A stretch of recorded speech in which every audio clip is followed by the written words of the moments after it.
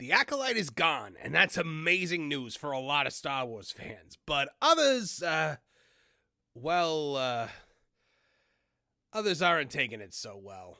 Hey, stick around and we'll talk about it.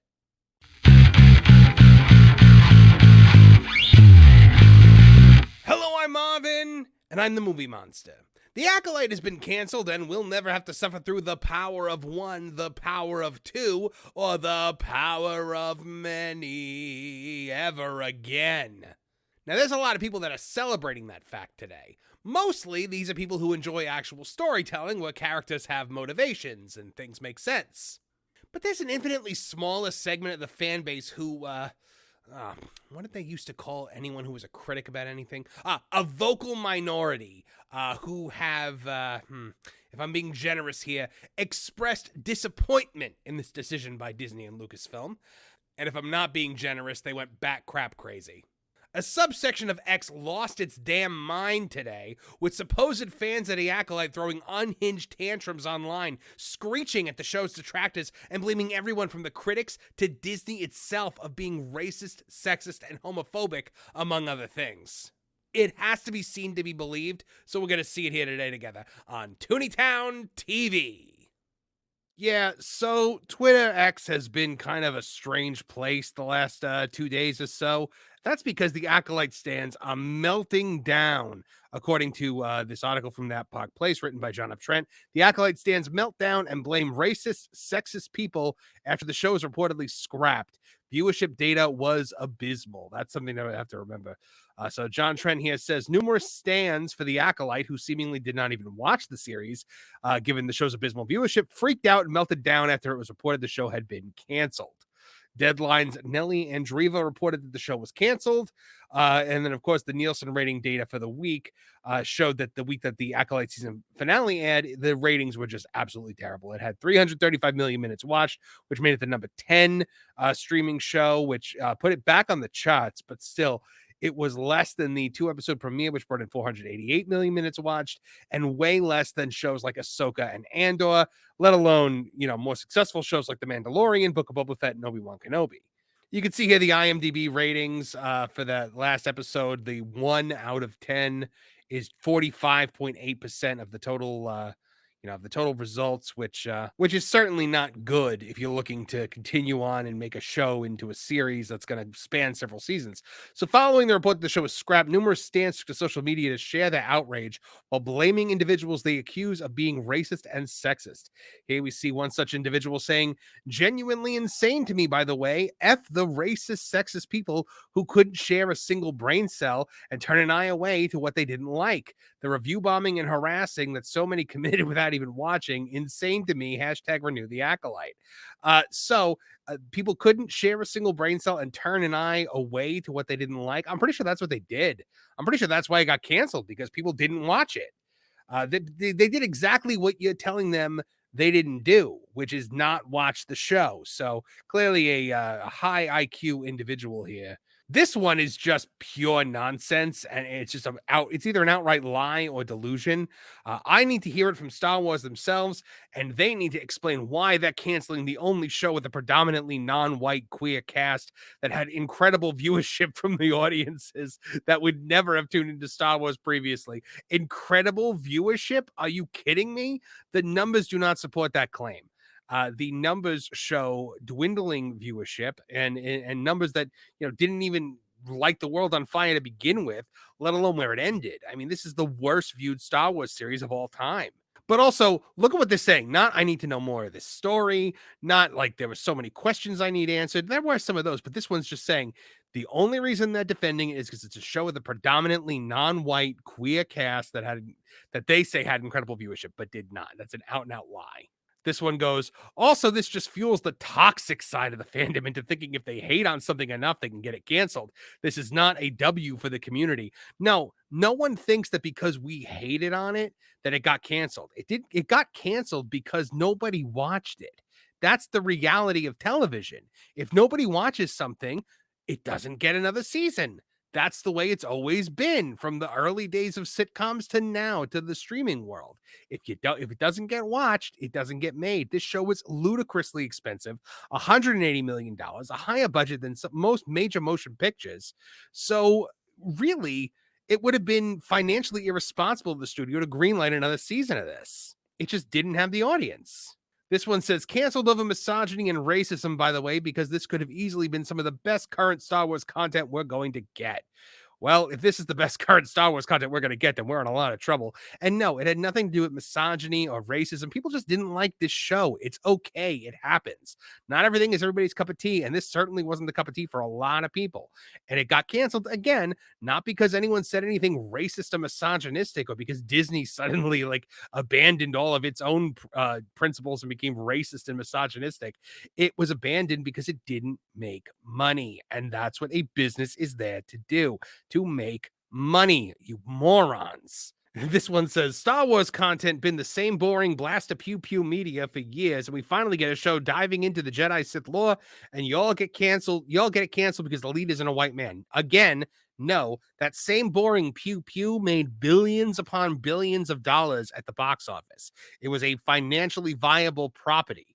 It was the most evergreen franchise in the history of the world. And then by trying to turn it into things like this, it turned it into what it turned it into. And it has nothing to do with the fact that the lead isn't a white man. Who cares about that? I certainly don't. Rogue One didn't have a lead that was a white man, and nobody cared because Rogue One was a good movie. It was good. It was well written. It scratched every itch you needed to scratch in a Star Wars property. So, I like Rogue One. This one just says, yay, the idiots won. Well, you know what? If that's the case, I'll wear that crown and be an idiot, and I'll be an idiot that won. Massive day for incel YouTube channels with under 10K subscribers, making the worst clickbait and problematic videos you've ever seen. By the way, congrats to our channel at passing 2,500 subscribers, still under 10K. So I don't know, maybe, do we make problematic videos? I think if you use the word problematic, you are problematic. So yeah, massive day for us. Actually, kind of a terrible day for us because the Acolyte was a huge moneymaker for YouTubers. I mean, this channel got put on the map by my Acolyte videos. So it's a massive day for us because it's kind of a dark day for us. Like, what are we going to do now? I guess Rings of Power is on the way. This one says review bombed by idiots who pray to Wikipedia Legends articles from day one, but one of the most interesting and new Star Wars stories in recent years. What a shame. Wow, that one didn't even make sense. Yeah, no, I do not pray to anything on Wikipedia, especially after what they did to Star Wars Theory. So no, you're wrong there, and was not review bomb. People just didn't like it. Believe it or not, sometimes people don't like things and they let that be known. This one says the Acolyte was transformative, and I'll never regret supporting and screaming about a show that made so many women, queer people, and POC feel seen in a narrative that is normally so white and male-centric. And there it is, folks. That's it right there. It has nothing to do with the story, nothing to do with the characters, nothing to do with the writing, nothing to do with the sets, nothing to do with the effects. It is just the fact that there were women, queer people, and POCs in it. That's it. That's all they care about. All you have to do is that, and you will please these people. The problem is these people are a very small dynamic demographic in the grand scheme of the audience, and clearly they do not have enough volume to create profitability, and that's what we saw with the Acolyte. This one says the Acolyte getting canceled because incels couldn't handle a sexy black girl and sexy Asian man serving evil villainous romance. What the hell is this person even saying? My God. See, and there's the other part of this. It's the weirdo shippers, the weirdo Raylos who took this and imprinted on it and decided that, yeah, the strong independent man has got to be in love with the evil genocidal maniac with blood on his hands. It's the weirdest thing that they're cheering for Galadriel to get with Sauron and the Rings of Power. They wanted Rey with Kylo Ren. Good Lord, stop it. Enough. That's enough, guys. What does this say about you and your morals and what you think about the world? It's just the ultimate you want to throw on words like toxicity and problematic. That is toxic. And if I use the word problematic, that's what I'd use it about, but I don't. This one says, so this is how creativity dies, with thunderous applause. That one's not even clever, so no creativity there. This one says the Acolyte being canceled is just another example of toxic internet hate. The show never got a chance to breathe, and half the people hating on it never even watched an episode. I watched every episode of it, so I don't know what you're talking about. And I watched it and I hated it. It's not my favorite piece of Star Wars content, but it certainly didn't deserve to be axed. It did because it made no money. Again, in order to be a business, you have to make money.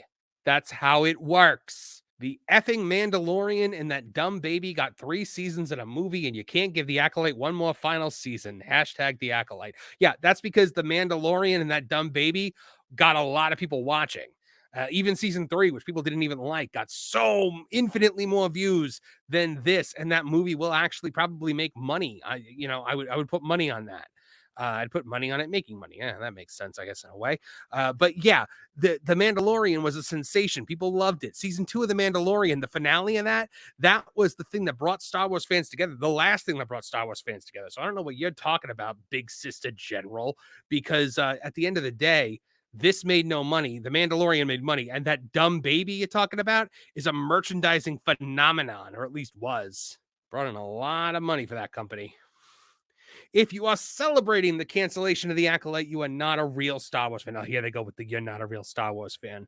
Yeah, you guys are the ones that are talking about who it's a real Star Wars. Nobody should ever tell you that you're not a real fan of something. If you like something, then you're a fan of it, and don't let anyone ever tell you otherwise. Here are some of the comments on Amanda's most recent post. Absolutely pathetic that people think this kind of harassment is ever warranted.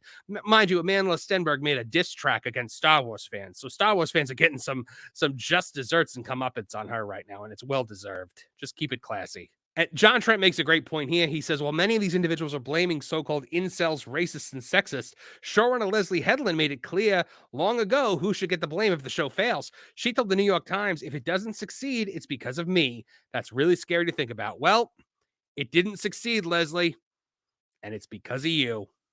What do you guys think? Do you think these fans are way off base? Where do you think this derangement comes from? Sound off in the comment section below and let us know. You know, I think the thing that I love the most about these raging psychopaths is how none of them seems to understand the way TV or really any business operates. Critics and YouTubers and blue checkmarks on X didn't kill this show. Disney and Lucasfilm didn't pull the plug because channels like us, WDW Pro, Nerdrotic, Jeremy Johns, and The Critical Drinker didn't care for it. They pulled the plug because they shelled out $180 million for a show that nobody watched. That's provable with numbers. That's a little something called objective reality. And to all you purple-haired holdos out there belly aching and blaming other people for the loss of this show, I'm going to let you in on a little secret. You know whose fault it is that the Acolyte failed? It's yours. Because this show was made specifically for you. It was tailored for your demographic. It was custom made for the exact community you represent, and you didn't show up. You didn't watch it. You didn't support it. And sure, maybe you as an individual did, but the collective you as an audience didn't. You know how I know that? Because nobody watched it. The people who were told this show wasn't for them didn't watch it. That's their right. No one owes anyone, least of all Leslie Headland, even a second of their precious free time. But this show was made for you all, and you didn't watch it. You tanked it. So turn that accusing finger around and get to know the true destroyers of the Acolyte.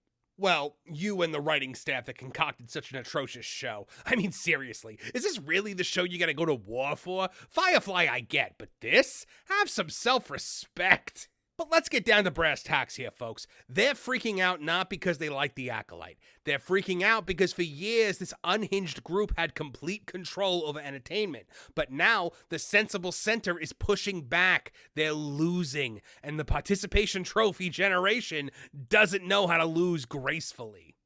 But seriously, I want to take a minute to address those of you feeling distraught over the loss of the Acolyte. Truly, I want to say, from the bottom of my heart, poo poo. Hey, thanks for tuning in. I hope you'll join us Thursday night at 8 p.m. EST for Tooney Talk TV, a live stream pop culture podcast. It's a great way to make your voices heard as part of the Tooneytown community. And this Thursday, August 22nd at 8 p.m. EST, we're going to be holding our 2,500 subscriber celebration. So I hope you'll come join in on the fun. Hey, if you liked what you saw here today, please like, share, and subscribe. Click the bell icon to get notified of new videos as they drop. From all of us here at the Tooneytown channels, I'm Marvin the Movie Monster. Now get out of here!